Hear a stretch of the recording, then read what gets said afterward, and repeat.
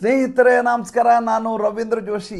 ನಮ್ಮ ರಾಷ್ಟ್ರೀಯ ಸ್ವಯಂ ಸೇವಕ ಸಂಘದ ಸರಸಂಘ ಚಾಲಕರಾದಂಥ ಮೋಹನ್ ಭಾಗವತ್ಜಿಯವರು ಒಂದು ಅದ್ವಿತೀಯವಾದಂಥ ಹೇಳಿಕೆಯನ್ನು ಕೊಟ್ಟಿದ್ದಾರೆ. ಹೇಳಿಕೆ ಕೊಡುವುದರಲ್ಲಿ ಅವ್ರಿಗಿಂತ ನಿಸ್ಸೀಮರು ಯಾರು ಇಲ್ಲವೇ ಇಲ್ಲ. ಆದರೆ ನಾನು ಏನನ್ನು ಹೇಳ್ತಾ ಇದ್ದೀನಿ ಅನ್ನುವಂಥ ಪರಿಜ್ಞಾನ ಬಹಳಷ್ಟು ಸಲ ಅವ್ರಿಗೆ ಇರುತ್ತೋ ಇಲ್ಲೋ ಅನ್ನೋದ್ರ ಬಗ್ಗೆ ನನಗೆ ಅನುಮಾನವಿದೆ. ಏಕೆಂದರೆ ಅವರ ಹೇಳಿಕೆಯಲ್ಲಿಯೇ ವೈರುಧ್ಯಗಳಿರ್ತವೆ. ಇವತ್ತು ಹೇಳಿದ್ದನ್ನು ನಾಳೆ ಪ್ರತಿಪಾದನೆ ಮಾಡೋದಿಲ್ಲ, ನಾಳೆ ಹೇಳಿದ್ದನ್ನು ನಾಡಿದ್ದು ಅದನ್ನು ವಿರೋಧಿಸಲ್ಲ. ಈ ರೀತಿಯಾದಂಥ ದ್ವಂದ್ವಗಳ ಕುರಿತಾದಂಥ ಅವರ ಹೇಳಿಕೆಗಳು. ಮೊದಲನೇದಾಗಿ ಅವರು ಏನು ಹೇಳಿದ್ದಾರೆ ಅನ್ನೋದನ್ನು ಹೇಳ್ತೀನಿ, ಅದಾದ ಮೇಲೆ ಉಳಿದ ವಿಚಾರಗಳನ್ನು ಮಾತಾಡೋಣ. ಅವ್ರು ಹೇಳ್ತಾರೆ, ತಾರತಮ್ಯ ಇರುವವರೆಗೂ ಮೀಸಲಾತಿಯನ್ನು ಮುಂದುವರಿಸಲೇಬೇಕು. ಸಂವಿಧಾನ ನೀಡಿರುವಂಥ ಮೀಸಲಾತಿಗೆ ನಮ್ಮ ಸಂಪೂರ್ಣವಾದ ಸಮರ್ಥನೆ ಇದೆ. ಇದು ಮೋಹನ್ ಭಾಗವತ್ಜಿಯವರ ಹೇಳಿಕೆ. ಇದು ಈಗ ಕೊಟ್ಟರೆ ಹೇಳಿಕೆ. 2022ರಲ್ಲಿ ಚುನಾವಣೆ ಉತ್ತರ ಪ್ರದೇಶದಲ್ಲಿ ಅತ್ಯಂತ ಸಂದಿಗ್ಧವಾದಂಥ ಸಂದರ್ಭ. ಏಕೆಂದರೆ 2017ರಲ್ಲಿ ಯೋಗಿ ಆದಿತ್ಯನಾಥ್ ಅವ್ರನ್ನ ಮುಖ್ಯಮಂತ್ರಿ ಮಾಡಿದ ಮೇಲೆ ಒಂದು ಲಾ ಆ್ಯಂಡ್ ಆರ್ಡರ್ ಅನ್ನೋದು ಉತ್ತರ ಪ್ರದೇಶದಲ್ಲಿ ತಂದು ಒಂದು ಹಂತಕ್ಕೆ ತಂದು ಯೋಗಿ ಆದಿತ್ಯನಾಥ್ ಬಿಮಾರು ಅಂತಿದ್ದಂಥ ಉತ್ತರ ಪ್ರದೇಶವನ್ನು ಒಂದು ದಾರಿಗೆ ತಂದು ಒಂದು ತಕ್ಕ ಮಟ್ಟಿಗೆ ತಂದು ನಿಲ್ಲಿಸಿದ್ರು. ಅಂದರೆ ಒಂದು ಫೌಂಡೇಶನ್ ಹಾಕಿದರು. 2022ರಲ್ಲಿ ಅವ್ರು ಗೆಲ್ಲಬೇಕಾಗಿದ್ದು ಅನಿವಾರ್ಯವಾಗಿತ್ತು. ಏಕೆಂದರೆ ಯಾವ ಪರಂಪರೆಯನ್ನು ಅವ್ರು ಹುಟ್ಟು ಹಾಕಿದ್ರೋ ಅದನ್ನು ಮುಂದುವರಿಸ್ಕೊಂಡು ಹೋಗಿ ಅದನ್ನು ಖಾಯಮಾಗಿ ಉಳಿಯೋ ಹಾಗೆ ಮಾಡಬೇಕಾದಂಥ ಅನಿವಾರ್ಯತೆ ಇತ್ತು. ಹೀಗಾಗಿ 2022ರ ಚುನಾವಣೆಯಲ್ಲಿ ಯೋಗಿ ಆದಿತ್ಯನಾಥ್ ಭಾರತೀಯ ಜನತಾ ಪಾರ್ಟಿ ಉತ್ತರ ಪ್ರದೇಶದ ವಿಧಾನಸಭಾ ಚುನಾವಣೆಯಲ್ಲಿ ಗೆಲ್ಲಬೇಕಾದ್ದು ತೀರಾ ಅಂದರೆ ತೀರಾ ಅನಿವಾರ್ಯವಿತ್ತು. ಬರೋಬ್ಬರಿ ಚುನಾವಣೆಗೆ ಒಂದು ವಾರ ಇದೆ. ಇದೇ ಪರಮ ಪೂಜ್ಯ ಮೋಹನ್ ಭಾಗವತ್ಜಿ ಹೇಳ್ತಾರೆ, ಈ ಮೀಸಲಾತಿ ಯಾವಾಗ ಮುಗಿಯುತ್ತೆ ಅಂತ ಕಾಯ್ತಾ ಇದ್ದೀನಿ ಅಂತಾರೆ. ನೀವು ಬೇಕಾದ್ರೆ ಗೂಗಲ್ ಸರ್ಚ್ ಮಾಡಿ ನೋಡಿ, ನಾನು ಸುಳ್ಳು ಹೇಳಿಲ್ಲ. ಅಲ್ಲ ಸ್ವಾಮಿ, ಚುನಾವಣೆ ಹತ್ತಿರ ಇದೆ. ಎರಡನೇದಾಗಿ ಈ ದೇಶದಲ್ಲಿ ಜೇನುಗೂಡಿಗೆ ಕೈ ಹಾಕುವಂಥ ಕೆಲಸವನ್ನು ಯಾವ ರಾಜಕಾರಣಿಗಳು ಮಾಡೋದಿಲ್ಲ. ಅದು ಮೀಸಲಾತಿ ಅಂತ ಅತ್ಯಂತ ಸೂಕ್ಷ್ಮ ವಿಚಾರ. ಯಾರ್ಯಾರು ಮೀಸಲಾತಿಯ ಬಗ್ಗೆ ಈ ರೀತಿಯಾದಂಥ ನಿರ್ಣಯವನ್ನು ಕೈಗೊಂಡಿದ್ದಾರೋ, ಹೇಳಿಕೆಯನ್ನು ಕೊಟ್ಟಿದ್ದಾರೋ, ಅವರೆಲ್ಲ ಯಾವ ರೀತಿ ಅಜ್ಞಾತರಾಗಿ ಹೋಗಿದ್ದಾರೆ ಅನ್ನೋದಕ್ಕೆ ಬೇಕಾದಷ್ಟು ಉದಾಹರಣೆ ಇದೆ. ಕಣ್ಣೆದುರಿಗೆ ವಿ ಪಿ ಸಿಂಗ್, ಉತ್ತರ ಪ್ರದೇಶದ ವಿ ಪಿ ಸಿಂಗೇ ಇದ್ದಾರೆ. ಮುಂದೆ ಆತ ಎಂ ಪಿನೂ ಆಗಲಿಕ್ಕಾಗಲಿಲ್ಲ. ಆತನನ್ನು ಮಾತಾಡಿಸೋರು ಗತಿರಲಿಲ್ಲ. ಸ್ಥಾನಮಾನ ಅಂತೂ ದಕ್ಕಲೇ ಇಲ್ಲ. ಒಂದು ಮಂಡಲ್ ವರದಿಯಿಂದಾಗಿ ಅವರ ರಾಜಕೀಯ ಜೀವನ ಮುಗಿದೋಯ್ತು. ಅಂಥ ಉತ್ತರ ಪ್ರದೇಶದ ಚುನಾವಣೆಯ ಸಂದರ್ಭದಲ್ಲಿ ಮೀಸಲಾತಿ ಯಾವಾಗ ಮುಗಿಯುತ್ತೆ ಅಂತ ಅದಾಗಿ ಸ್ವಲ್ಪ ದಿವಸಕ್ಕೆ ಅವ್ರದ್ದು ಇನ್ನೊಂದು ಹೇಳ್ಬೋದು. ಯಾರಿಗೆ ಬೇಸರವಾದರೂ ಪರವಾಗಿಲ್ಲ, ವಿತ್ತೀಯ ಆಧಾರದಲ್ಲಿ ಮೀಸಲಾತಿ ಇರಬೇಕೇ ವಿನಃ ಜಾತಿಯ ಆಧಾರದಲ್ಲಿ ಇರಬಾರ್ದು. ಅಂದರೆ ಆರ್ಥಿಕವಾಗಿ ಹಿಂದುಳಿದವರಿಗೆ ಮಾತ್ರ ಮೀಸಲಾತಿ ಕೊಡಬೇಕು, ಜಾತಿಯ ಆಧಾರದಲ್ಲಿ ಈಗ ಕೊಡಬೇಕಾದ ಅಗತ್ಯತೆ ಇಲ್ಲ. ಅಂತ ಎಲ್ಲ ಕಡೆ ಗಲಾಟೆ ಶುರುವಾಯಿತು. ತಕ್ಷಣದಲ್ಲಿ ಅವರು ಬದಲಿ ಮಾಡಿದರು, ಜಾತಿಯ ಆಧಾರದಲ್ಲಿ ಮೀಸಲಾತಿಯನ್ನು ಕೊಡಬೇಕು. ಈಗ ಮತ್ತೆ ಹೇಳಿದ್ದಾರೆ, ಈಗ ಮೀಸಲಾತಿಯನ್ನು ಮುಂದುವರಿಸಬೇಕು.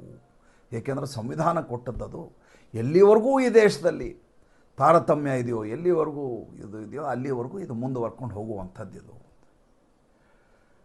ನಾನು ಭಾಳ ಆಶ್ಚರ್ಯ ಆಗೋದೇನೆಂದರೆ, ಇಲ್ಲಿವರೆಗೂ ನಾವು ಕಂಡ ಹಾಗೆ ರಾಷ್ಟ್ರೀಯ ಸ್ವಯಂ ಸೇವಕ ಸಂಘ, ನಾನು 6 ವರ್ಷಕ್ಕೆ ಸ್ವಯಂ ಸೇವಕ ಆದವು. ನಾನು ಭಾಳ ಹಳೇ ಸ್ವಯಂ ಸೇವಕ.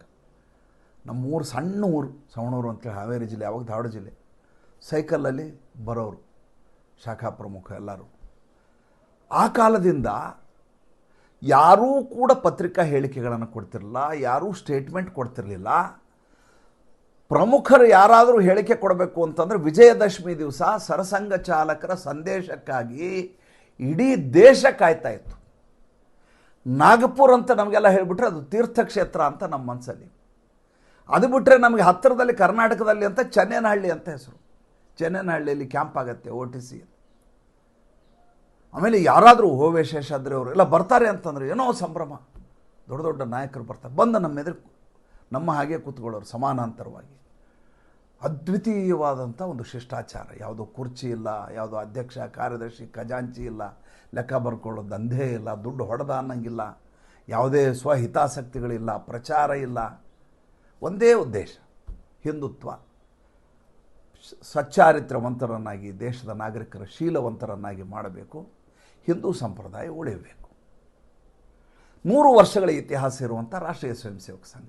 ಈ ರೀತಿ ಸರಸಂಘ ಚಾಲಕರು ಬೇಕಾದಷ್ಟು ಜನ ಬಂದು ಹೋಗಿದ್ದಾರೆ, ಬರ್ತಾರೆ, ಹೋಗ್ತಾರೆ, ಅವ್ರ ಅವಧಿ ಆಗತ್ತೆ, ಮುಗಿದು. ನೋಡಿ, ಸುದರ್ಶನ್ ಅಂತೇಳಿ ಮೈಸೂರಲ್ಲಿದ್ದರು. ಒಂದು ದೊಡ್ಡ ಸ್ಕ್ಯಾಂಡಲ್ ಆಯ್ತು, ನಿಮ್ಗೆ ಗೊತ್ತಿದೆ ಇಲ್ಲ ಗೊತ್ತಿಲ್ಲ. ಅವರು ಆಕಾಶವಾಣಿ ಸರ್ಕಲಲ್ಲಿ ವಾಕಿಂಗ್ ಹೋಗೋರು, ವಯಸ್ಸಾದ ವೃದ್ಧರು. ಅವರು ಸರಸಂಘ ಚಾಲಕರಾಗಿದ್ದರು ಅಂತ ಮೈಸೂರು ಜನರಿಗೆ ಗೊತ್ತಿಲ್ಲ. ಹಾಗೆ ಅಜ್ಞಾತನಾಗಿ ಉಳಿದಂಥ ವ್ಯಕ್ತಿ ಒಂದು ದಿವಸ ಇದ್ದಕ್ಕಿದ್ದ ಹಾಗೆ ನಾಪತ್ತೆ ಆಗಿಬಿಟ್ರು. ನಾಪತ್ತೆ ಆದಾಗ ಗೊತ್ತಾಯಿತು, ಮೈಸೂರಲ್ಲಿ ಈ ದೇಶದ ರಾಷ್ಟ್ರೀಯ ಸ್ವಯಂ ಸೇವಕ ಸಂಘದ ಸರಸಂಘ ಚಾಲಕನಾಗಿದ್ದಂಥ ಒಬ್ಬ ವ್ಯಕ್ತಿ, ಗಣ್ಯ ವ್ಯಕ್ತಿ ಮೈಸೂರಿನಲ್ಲಿದ್ದಾರೆ ಅನ್ನೋದು ಮೈಸೂರು ಜನರಿಗೆ ಗೊತ್ತಾಯಿತು. ಆಮೇಲೆ ಅವ್ರಿಗೆ ಮರಿಗುಳಿತನದಿಂದ ಮಿಸ್ ಆಗಿ ಹೋಗಿದ್ರು, ಸಿಕ್ಕರು, ಅದು ಬೇರೆ ವಿಚಾರ. ಅಂದರೆ ಎಂದೂ ಕೂಡ ತಮ್ಮ ಹೇಳಿಕೆಗಳನ್ನಾಗಲಿ ತಮ್ಮನ್ನಾಗಲಿ ತೋರಿಸಿಕೊಳ್ಳಲಾರದೆ ಇಡೀ ಜೀವನವನ್ನು ತೇಯುವುದು, ಈ ಗಂಧ ತೇಯ್ತೀವಲ್ಲ ಹಂಗೆ ಕೊರಡಿಟ್ಕೊಂಡು ತೇಯುವಂಥದ್ದು ರಾಷ್ಟ್ರೀಯ ಸ್ವಯಂ ಸೇವಕ ಸಂಘದ ಜವಾಬ್ದಾರಿಗಳು ಇರುವುದು ಸರಸಂಘ ಚಾಲಕರಿಗೆ. ನೋಡಿ, ಈಗ ಸರ್ಕಾರವ ಇದ್ದಾರೆ, ದತ್ತಾತ್ರೇಯ ಹೊಸಬಾಳೆ ಅಂತ. ಎಲ್ಲಾದರೂ ಪ್ರಚಾರ ತೋರಿಸ್ಬಿಡಿ. ಸ್ವತಃ ಕರ್ನಾಟಕದವರು, ಸೊರಬದ ಬಳಿಯವರು ಹೊಸಬಾಳೆಯವರು, ಸಾಗರ ಸೊರಬದ ಬಳಿ ಹೊಸಬಾಳೆಯವರು. ಎಲ್ಲಾದರೂ ಒಂದು ಅವ್ರದ್ದು ಸಂದರ್ಶನ ತೋರಿಸಿ. ಕರ್ನಾಟಕಕ್ಕೆ ವರ್ಷಕ್ಕೊಂದು 10 ಸಲ ಬರ್ತಾರಪ್ಪ ಅವರು, 5-6 ಸಲ ಅಂತೂ ಬಂದೇ ಬರ್ತಾರೆ. ಪ್ರಜಾವಾಣಿಲಿ ಯಾವಾಗೋ ಒಂದು ಸಲ ಐನಕೈ ರವೀಂದ್ರ ಭಟ್ರು ಇದರಿಂದ ಒಂದು ಸಂದರ್ಶನ ಪ್ರಾರಂಭದ ದಿನಗಳಲ್ಲಿ ಅವರು ಸರಸಂಘ ಚಾಲಕರಾದಾಗ ಒಂದು ಸಂದರ್ಶನ ಬಂದಿತ್ತು. ಅದು ಏನೋ ಪ್ರಜಾವಾಣಿ ಡಿಜಿಟಲ್ ವಾಹಿನಿಯಲ್ಲಿ ಬಂದಂಥ ಸಂದರ್ಶನ. ಎಲ್ಲಿಯೂ ಫೋಟೋ ತೆಗೆಸ್ಕೊಳ್ಳೋದಿಲ್ಲ, ಎಲ್ಲಿಯೂ ಅನಗತ್ಯ ಪ್ರಚಾರ ಮಾಡೋದಿಲ್ಲ, ಎಲ್ಲಿಯೂ ಸುದ್ದಿಯಲ್ಲಿ ಇರೋದಿಲ್ಲ. ನಿರಂತರವಾಗಿ ತಮ್ಮ ಅಹರ್ನಿಶಿ ಕೆಲಸ ಏನಿದೆ, ಸಂಕಲ್ಪ ಏನಿದೆ ಅದನ್ನು ಮಾಡ್ತಿರ್ತಾರೆ. ಇಲ್ಲಿ ನಾವು ಅರ್ಥ ಮಾಡ್ಕೋಬೇಕಾಗಿದ್ದು ಏನಂತಂದರೆ, ಈ ಪರಮ ಪೂಜ್ಯ ಮೋಹನ್ ಭಾಗವತ್ ಅವರಲ್ಲ, ಮೋಹನ್ ಭಾಗವತ್ ಅಂದರೆ RSS ಅಲ್ಲ. ಎರಡೂ ಬೇರೆ ಬೇರೆ ಐಡೆಂಟಿಟಿ. ಸರಸಂಘ ಚಾಲಕರು ಬೇರೆ, RSS ಬೇರೆ. ಈ RSSಲ್ಲಿ ಈ ರೀತಿ ಸರಸಂಘ ಚಾಲಕರು ಬಂದು ಹೋಗ್ತಾನೆ ಇರ್ತಾರೆ. ಸರಸಂಘ ಚಾಲಕರು ಈ ರೀತಿ ಮಾತಾಡ್ತಾ ಇದ್ದವ್ರು ಇವರು ಒಬ್ಬರೇ, ಬೇರೆ ಯಾರು ನಿಮಗೆ ಇಲ್ಲಿವರೆಗೂ ನನಗೆ ಗೊತ್ತಿರೋ ಹಾಗೆ ಯಾರೂ ಕಂಡಿಲ್ಲ. ಕೆಲವೊಂದು ಸಲ ತುಂಬ ಅದ್ಭುತವಾಗಿ ಮಾತಾಡಿರ್ತಾರೆ. ಏನಪ್ಪ, ಮೊನ್ನೆ ಮುಂಬೈನಲ್ಲಿ ಒಂದು ದೊಡ್ಡದಾದಂಥ ಇವ್ರದ್ದು ಕಾನ್ಕ್ಲೇವ್ ಆಯಿತು. ಕಾನ್ಕ್ಲೇವ್ ಆದ ಸಂದರ್ಭದಲ್ಲಿ ಕೇಳಿದರು, ಈ ಮುಸಲ್ಮಾನರು ಮತ್ತು ಕ್ರೈಸ್ತರನ್ನು ನಾವು ಅವ್ರನ್ನ ಹೇಗೆ ಹ್ಯಾಂಡಲ್ ಮಾಡಬೇಕು ಅಂತ ಯಾರು ಪ್ರಶ್ನೆ ಕೇಳಿದ್ರು. ಅವ್ರನ್ನ ಯಾಕೆ ಹ್ಯಾಂಡಲ್ ಮಾಡ್ಲಿಕ್ಕೆ ಹೋಗ್ತೀರಿ, ಅವ್ರ ಸ್ನೇಹವನ್ನು ಮಾಡಿ ಅಂದರು. ಸ್ನೇಹವನ್ನು ಮಾಡಿ, ಅದ್ರ ಕೈಯಲ್ಲಿ ಒಂದು ದಂಡ ಇರಲಿ ಅಂದರು. ವಾರೇವ ಚೆನ್ನಾಗಿ ಮಾತಾಡಿದಾರಲ್ಲ ಅಂತ ಅನಿಸ್ತು. ಇನ್ನೊಂದು ಸಲ ಯಾವಾಗೋ ಕೇಳಿದ್ರು, ಕಂಡಲ್ಲೆಲ್ಲ ನೀವು ಕಲ್ಲುಗಳಲ್ಲೆಲ್ಲ ಶಿಲೆಗಳಲ್ಲೆಲ್ಲ ದೇವರನ್ನು ಹುಡುಕ್ಲಿಕ್ಕೆ ಹೋಗಬಾರ್ದು ನೀವು ಅಂತ ಒಂದು ಸಲ ಹೇಳಿಕೆ.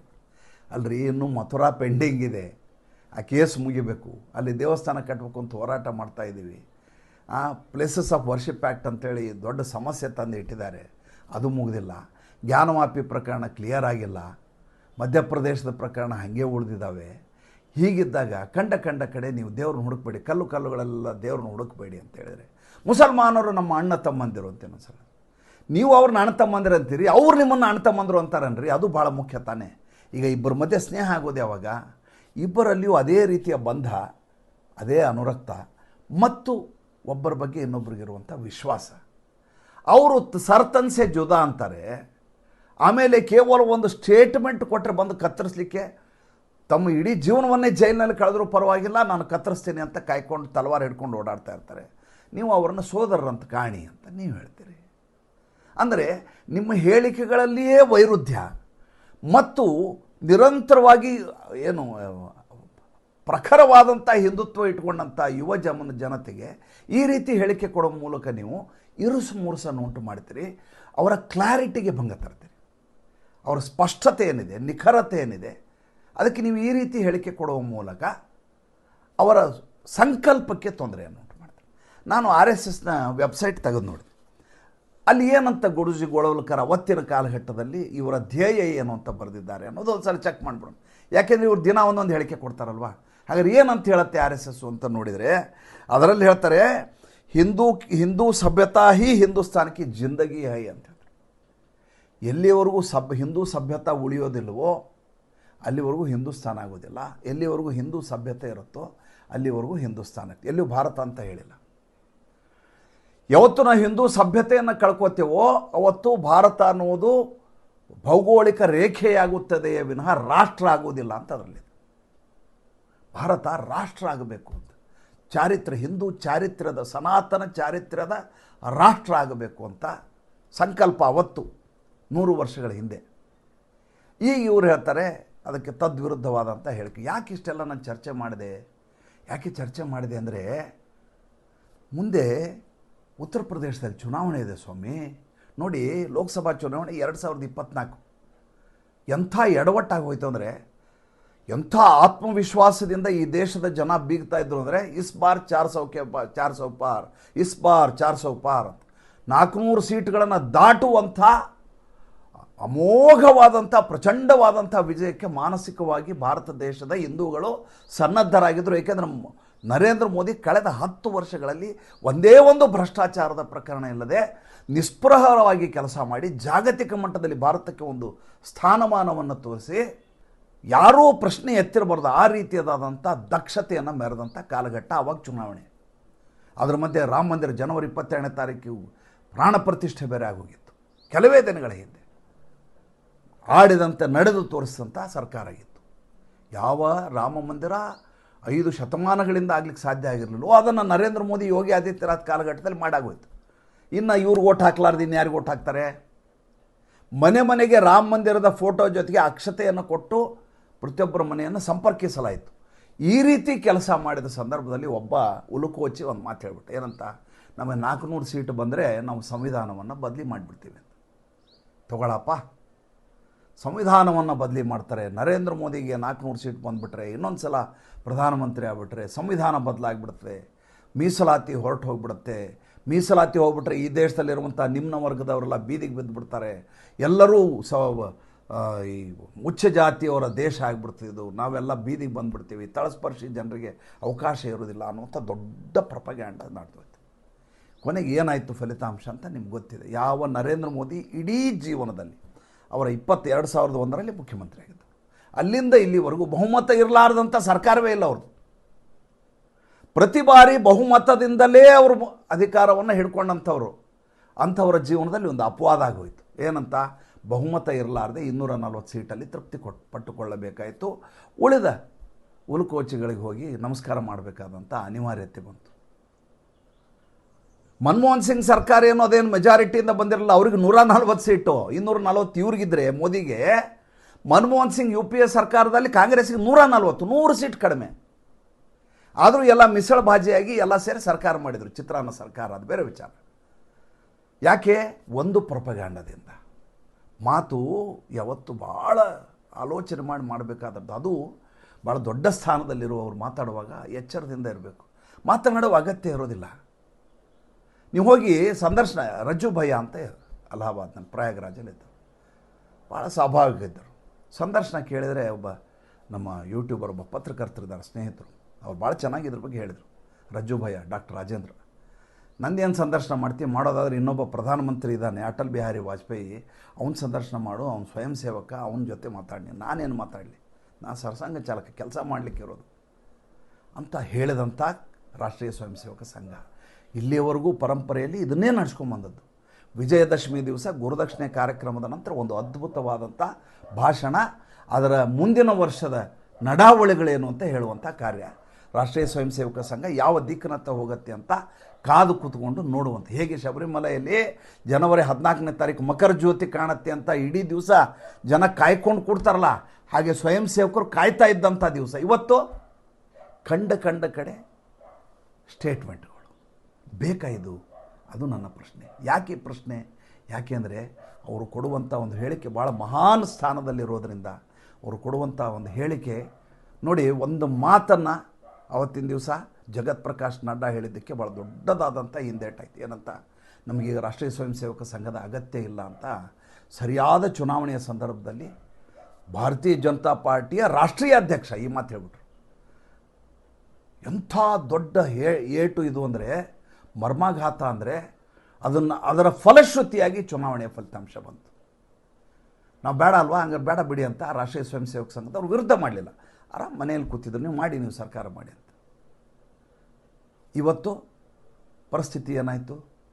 ಹಾಗೆ ಮೋಹನ್ ಭಾಗವತ್ ಅವರು 75 ವರ್ಷ ಆಗಿದೆ ಅಂತ ಮೊನ್ನೆ ಬೇರೆ ಹೇಳಿದರು. ಅವರು ಯಾವುದು ಮರೆಗುಳಿತನ ಇದ್ದರೆ ಅಥವಾ ನಾನು ಏನು ಹೇಳಿದ್ದೀನೋ ಅದ್ರ ಬಗ್ಗೆ ನನಗೆ ಕ್ಲಾರಿಟಿ ಇಲ್ಲದೆ ಹೋದರೆ ನಾವು ಸುಮ್ಮನಿರಬೇಕು. ಇಲ್ಲದೆ ಹೋದರೆ ಪದತ್ಯಾಗ ಮಾಡಿ ಗೌರವಯುತವಾಗಿ ಹೊರಗೆ ಬಂದುಬಿಡಬೇಕು. ಏಕೆಂದರೆ ಅವರ ಸೇವೆ ಅಮೋಘವಾದದ್ದು, ಅನನ್ಯವಾದದ್ದು. ಇತಿಹಾಸ ಅವ್ರನ್ನ ನೆನೆಸ್ಕೋತದೆ ಯಾವತ್ತಿದ್ರು. ಅವರೆಲ್ಲ ಚಿರಸ್ಥಾಯಿ, ಅದ್ರ ಬಗ್ಗೆ ಎರಡು ಮಾತೇ ಇಲ್ಲ. ಅವರು ತಮ್ಮ ಇಡೀ ಜೀವನವನ್ನು ಇದಕ್ಕಾಗಿ ತೇಯ್ದವರು. ಅವರಿಂದ ಎಡವಟ್ಟಾಗಬಾರ್ದು. ಅದು ನನ್ನ ಕಳಕಳಿ. ನಮಸ್ಕಾರ.